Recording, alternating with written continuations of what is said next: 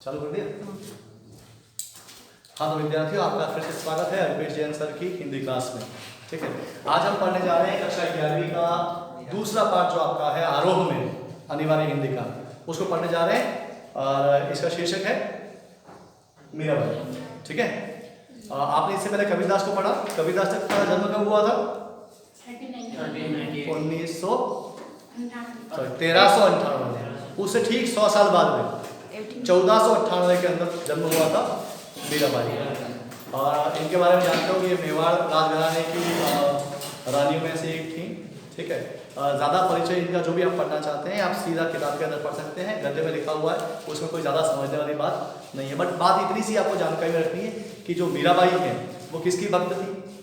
कृष्ण की भक्त थी, और उन्होंने कृष्ण को अपने पति के रूप में स्वीकार किया है। इनकी जो भक्ति है वो किस प्रकार की है, तो उसको बोलेंगे माधुर्य भाव की भक्ति। कैसी भक्ति है? माधुर्य भाव की भक्ति है। इसको अपन प्रेमा भक्ति भी कहते हैं, जिसमें भक्त अपने आप को प्रेमी मानता है या ईश्वर को प्रेमी और अपने आप को प्रेमिका मानता है। प्रेमी प्रेमिका का जो संबंध होता है उसे अपन क्या बोलते हैं? उसे माधुरी भाव की भक्ति कहते हैं। आपने देखा होगा ना, जहां जाए मीरा ने कहा तो मेरे तो गिरधर गोपाल या मेरो पति सोई, जाके सिर मोर अंकुट मेरो पति सोई, तो पति के रूप में स्वीकार कर रही है वो, इसलिए उस प्रकार की भक्ति को अपन क्या बोलते हैं? माधुरी भाव की भक्ति बोलते हैं। और भी डिटेल में और अलग अलग तरह की भक्तियाँ होती हैं, पर वो हमारे अभी यहाँ विषय से संबंधित नहीं है। तो आज हम जो पढ़ने जा रहे हैं वो पढ़ने जा रहे हैं हिंदी, और उसमें मीराबाई। तो आइए देखते हैं, अपन शुरू करें सीधा पद को। पहला पद दे रखा है इसमें कि मेरे तो गिरधर गोपाल दूसरो न कोई, मेरे तो गिरधर गोपाल दूसरो न कोई, जाके सिर मोर मुकुट मेरो पति सोई, दूसरो न कोई, छांडी दही कुल की कहानी कहाँ करी है कोई, संतन ढिग बैठी बैठी लोक लाज खोई, दूसरो न कोई, मेरे तो गिरधर गोपाल दूसरो न कोई। तो यहाँ कहती है मीरा कि मेरे तो कौन है? गिरधर गोपाल, दोनों एक ही नाम है, दो भिन्न भिन्न नाम नहीं है। गिरधर यानी गिरी को धारण करने वाले, और जो पहाड़ को उठा सकता है वो सबकी रक्षा कर सकता है। तो रक्षा करने वाले है भाई गोपाल, जो गायों का पालन करता है वो भक्तों का भी पालन कर लेता है। तो इसलिए दोनों नामों में भी इसी नाम से क्यों संबोधन किया है? दोनों नामों के अंदर भी एक भेद छुपा हुआ है। तो मेरे कौन है? गिरधर गोपाल, चाहे उसे गिरधर कह लो चाहे उसे गोपाल कह लो, वही मेरे हैं, वही मेरे आराध्य हैं, वही मेरे पति हैं, वही मेरे पालक हैं, जो भी समझो। दूसरों न कोई, उनके अलावा दूसरा कोई मेरा आराध्य, मेरा पालक, मेरा पति दूसरा कोई नहीं है। इस बात को यहाँ पे मीराबाई स्वीकार करती है। पहली पंक्ति में कोई भी ऐसा शब्द नहीं है जो आपको समझ में नहीं आया। आगे कह रहे हैं उनका परिचय, किसका? उन गिरधर गोपाल का। कह रहे हैं कि जाके यानी जिसके सिर मोर मुकुट, जिसके सिर पर मोर मुकुट है। मोर मुकुट मतलब मोर पंख का मुकुट। यहाँ कहने का क्या है?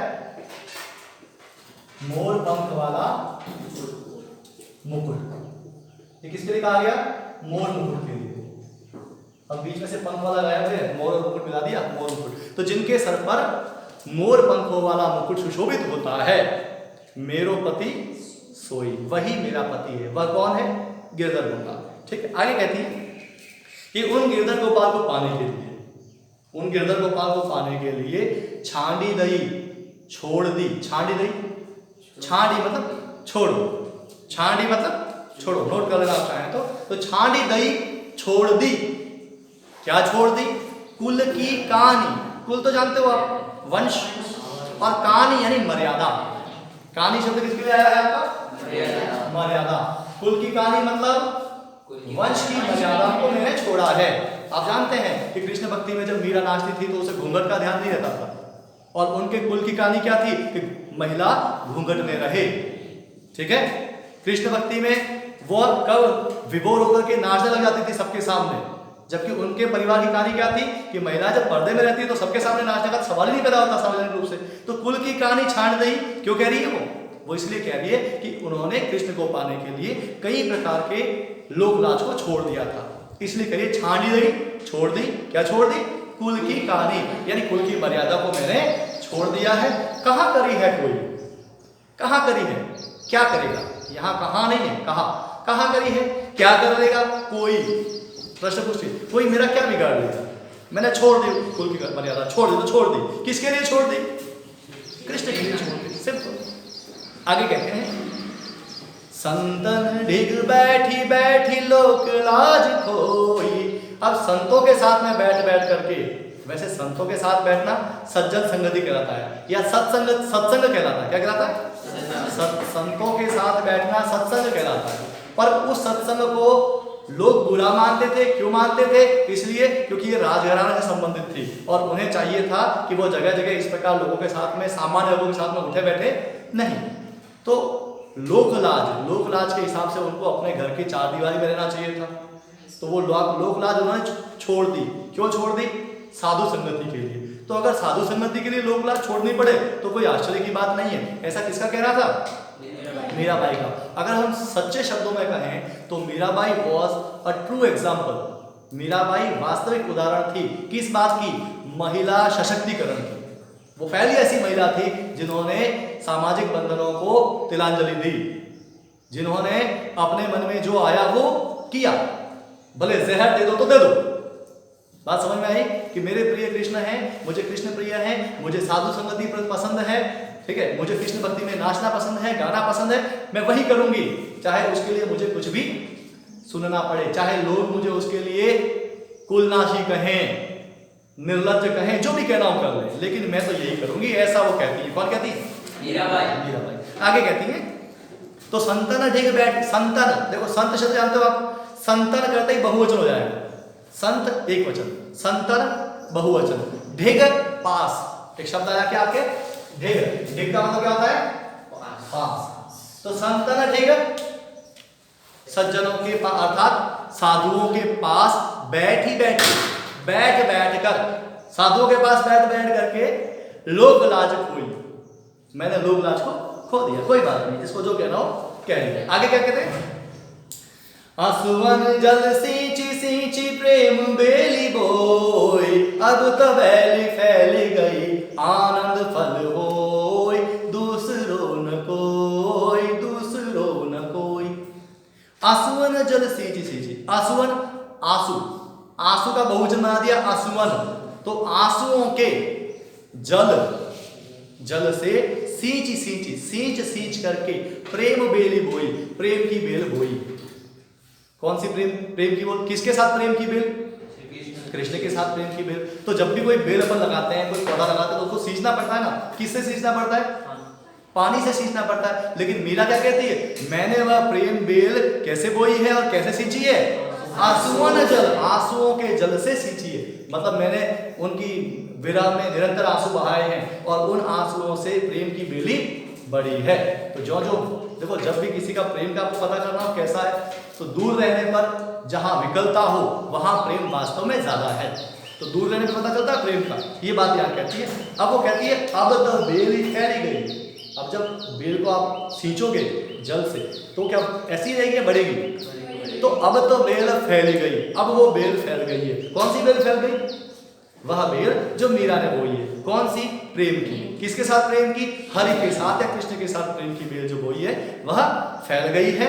और अब उसमें आनंद फल होई। आनंद खुशी, प्रसन्नता। अब उसमें प्रसन्नता के फल पैदा होंगे, क्योंकि ईश्वर मुझे अपना लेंगे, मैं ईश्वर की हो जाऊंगी। और अंत में कहते हैं ना कि मीरा जो है वो कृष्ण की मूर्ति में द्वारिका में समाहित हो गई थी, ऐसा कहा जाता है। तो अब तो बैल फैल गई, आनंद फल होई। अब ये बैल फैल गई है, अब इसमें आनंद के फल लगेंगे। यहाँ रूपक अलंकार है। आनंद फल में प्रेम बेली और आनंद फल दोनों के अंदर कौन सा अलंकार है? रूपक अलंकार। ठीक है, इसको फिर किसी वीडियो में और बताएंगे अलंकार क्या होते हैं, कैसे होते हैं।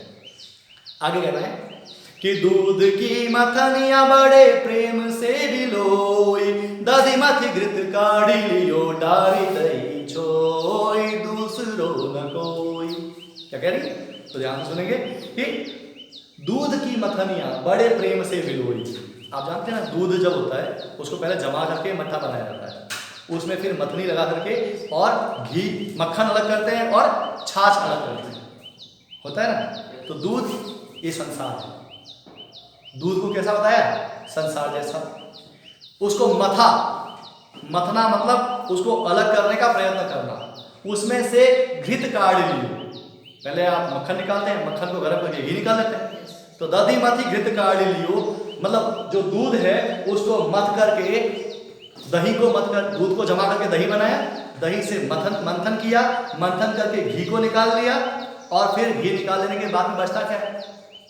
छाछ, जो फ्री में दी जाती है कई जगह। अब तो पैसे लगते हैं, लेकिन पहले छाछ का कोई पैसा नहीं लगता था, तो उसे छाछ को बोलते छोई।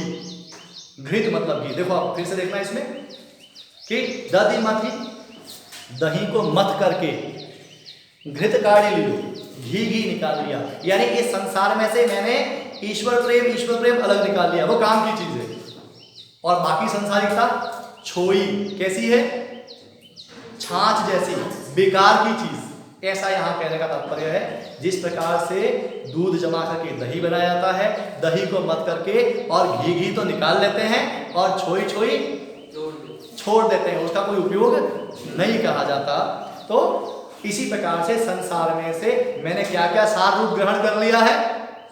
तो कृष्ण भक्ति को। और क्या क्या छोड़ दिया है? बाकी लोक लाज, कुल की कहानी, ये सब छोड़ दिए। तो यार इस रूपक के माध्यम से इस बात को समझाने की कोशिश की थी, आपको समझ में आ गई होगी। अंतिम पंक्ति की ओर बढ़ते हैं कि भगत देखी राजी हुई, जगत देखी रोई। भगत देखी राजी हुई, जगत देखी रोई। दासी मीरा लाल गिरधर तारो अब मोय, दूसरो न कोई। क्या कहती है? तो कहती है भगत देखी राजी हुई, मैं भक्तों को देख करके प्रसन्न होती हूँ। राजी हुई मतलब प्रसन्न हुई। अब कहते हैं रागड़ी में राजी होना, खूब राजी मत हो। अर्थात भगत देखी, भक्तों को देख करके राजी हुई, प्रसन्न हुई। और जगत देखी, संसार को देख करके रोई। ऐसी क्या बात है भाई? तो भगत जो है वो कृष्ण के चरणों में मेरे प्रेम को और दृढ़ करते हैं और पक्का करते हैं, इसलिए उनको देख करके मैं प्रसन्न होती हूँ, क्योंकि वो मेरे मार्ग में साधक हैं, मदद करने वाले हैं। और जगत, ये संसार को देख करके मैं रोई, हमेशा रोती रही हूँ। क्यों? क्योंकि वो मेरे मार्ग में बाधाएं खड़ा करता है। ऐसा करना, ऐसा नहीं करना, है ना। लोक लाज की दुहाई कौन देता है? संसार देता है, भगत नहीं देते। इसलिए भक्तों को देख करके मैं प्रसन्न होती हूँ और संसार को देख करके मैं दुखी होती हूँ। अब भक्तों को देखकर क्यों प्रसन्न होती है और संसार को देखकर क्यों दुखी होती है, ये बात हमने बता दी। अंत में कहती है कि दासी मीरा लाल गिरधर, हे गिरधर लाल, मीरा आपकी दासी है, मीरा आपकी दासी है। तारो अब मोहे, इसलिए अब मुझे कौन तारेगा? तारना मतलब पार करो। कहाँ से पार करो? इस संसार रूपी समुद्र से पार करो, संसार सागर से पार करो। कौन पार करेगा? कौन तारेगा? कृष्ण तारेंगे। किसको तारेंगे? मीरा। तो अंतिम पंक्ति में मीरा कृष्ण से उसे तारने के लिए बात करती है। यह एक पद है, इस पद को गाया जा सकता है जैसे मैंने गाया, और भी अच्छे तरीके से गाया जा सकता है। अगर किसी की आवाज़ और अच्छी हो, सुर ताल अच्छे हो, तो इनको भी गाना संभव है। अब अपन बढ़ते हैं दूसरे पद की तरफ। छोटा सा पद है, इसके साथ में आपका लेसन समाप्त हो जाएगा। पद जो पद है वो दूसरा इस प्रकार से, पग घुंघरू बांधे मीरा नाची रे, पग घुंघरू बांधे मीरा नाची। मैं तो मेरे नारायण सो आप ही हो गई साची, पग घुंघरू बांधे मीरा नाची। लोग कहे मेरा भई रे बावरी, न्यात कहे कुल नासी रे, पग घुंघरू बांधे मीरा नाची। पग घुंघरू बांध, पाँवों में घुंघरू बांध करके, किसके घुंघरू? कृष्ण भक्ति के, कृष्ण प्रेम के घुंघरू बांध करके मीरा नाची, मीरा नाचती है, वह अपने लिए कह रही है। और इस प्रकार से मैं तो यानी मीरा तो मेरे नारायण सो, अर्थात मेरे कृष्ण से आप ही हो गई साची। आप ही यानी खुद ब खुद, स्वयमेव हो गई साची, सच्ची भक्तिन हो गई। मीरा कृष्ण की स्वतः सच्ची भक्ति हो गई, क्योंकि उसकी भक्ति में पाँवों में घुंघरू बांध करके नाची, लोक लाज छोड़ी। ये सारी बात कही ना उन्होंने, आगे फिर कह रही है इस बात को। दोनों लाइनें समझ में आ गई आपको अच्छे से? अगली लाइन पर चलते हैं कि लोग कहें, लोग कहते हैं, वो जगत देखी रोई बात याद आई वापस आपको, ऊपर कही थी। तो लोग कहें, लोग कहते हैं मीरा भई बावरी, मीरा तो पागल हो गई, बावरी हो गई। पहले भी आया था ना कि संतों देखो जगत बोराना, कबीर ने कहा था। तो लोग कहें मीरा भाई बावरी, लोग कहते हैं मीरा तो बावरी हो गई है। और न्यात कहे, न्यात, पावरी मतलब पागल, ठीक है। और न्यात यानी जो समाज है, अपन वाणी में बोलते हैं न्यात, न्यात यानी समाज। समाज क्या कहती है? कुल नासी, कुल का नाश करने वाली। जो कुल की मर्यादा को तोड़ता है उसको लोग क्या बोलते हैं? कुल नाशक बोलते हैं, कुल का नाश करने वाला बोलते हैं। तो न्यात कहे, समाज कहती है, क्या कहती है कि मीरा क्या हो गई है? कुल नासी, कुल का नाश करने वाली हो गई, ऐसा कहते हैं। और लोग क्या कहते हैं? बावली हो गई। कौन क्यों कह रहा है ये बात तो स्पष्ट हो गई आपको पहले ही। और आगे बढ़ते हैं। विष का प्याला राणा भेजा, पीवत मीरा हासी, मीरा के प्रभु गिरधर नागर, सहज मिले अविनाशी रे, पग घुंघरू बांधी मीरा नाची रे, पग घुंघरू बांधी मीरा नाची। विष का प्याला, अब देखो जब कोई अपने मार्ग से किसी को हटाना चाहे और आपको लगता है कि भाई कोई हमारे परिवार की नाक कटा रहा है तो उसको रास्ते से हटा देना चाहिए, तो ऐसे ही जो मेवाड़ के महाराणा उस समय थे उन्होंने मीरा को क्या किया? जहर का प्याला भेजा, विष का प्याला। देखो विष, विष से विष, विष मतलब जहर, जहर का प्याला राणा भेजा, राणा जी ने भेजा। क्यों भेजा? मीरा को मार डालने के लिए। लेकिन पीवत, उसको पीते हुए मीरा हासी, मीरा हंसने लगी। अच्छा है, मर जाऊंगी तो जल्दी ईश्वर को प्राप्त हो जाऊंगी। लेकिन मरी क्या वो? किंवदंती यह है कि वो विष जो है वो अमृत में बदल गया। किसी कृपा से? श्री कृष्ण की कृपा से। तो कहा गया कि विष का प्याला, विष का जो गिलास है वो किसने भेजा? राणा भेजा, राणा जी ने भेजा, भेजा भेजा। और पीवत मीरा हंसी, मीरा हंसते हंसते उसको पी गई, या पीते हुए मीरा उसको हंसी, पीवत पीते हुए। और क्या कहती है वो कि मीरा के प्रभु गिरधर नागर सहज मिले, सहज मिल जाएंगे। जहर पी लिया, फटाफट जीवन लीला समाप्त होगी, जल्दी से कृष्ण से मिलना हो जाएगा। तो सहज मिले, सहज रूप से मिल जाएंगे, सहज मिले, आसानी से मिल जाएंगे। कौन आसानी से मिल जाएंगे? अविनाशी, जो अविनाशी है कौन? श्री कृष्ण। क्या करने से जल्दी मिल जाएंगे? ये जहर पी लूंगी तो संसार का झंझट भी खत्म और जल्दी से ईश्वर मुझे प्राप्त हो जाएंगे। उसे पूरा विश्वास था कि ईश्वर जो है वह उसकी सुरक्षा करेंगे, इसलिए वो यहाँ ऐसा कहती है। इस पूरे पद के अंदर अगर हम भाषा की बात करें तो इसमें राजस्थानी भाषा है मूल रूप से, और राजस्थानी भाषा के साथ साथ में इसके अंदर ब्रज भाषा के भी शब्दों का मिश्रण है, क्योंकि मीरा ने एक लंबा समय वृंदावन में भी बिताया और द्वारका में भी बिताया। तो जो जो कृष्ण भक्तों के संपर्क में वो रही, तो अधिकांश कृष्ण के जो भक्त हैं वो ब्रजभाषा काम में लेते हैं।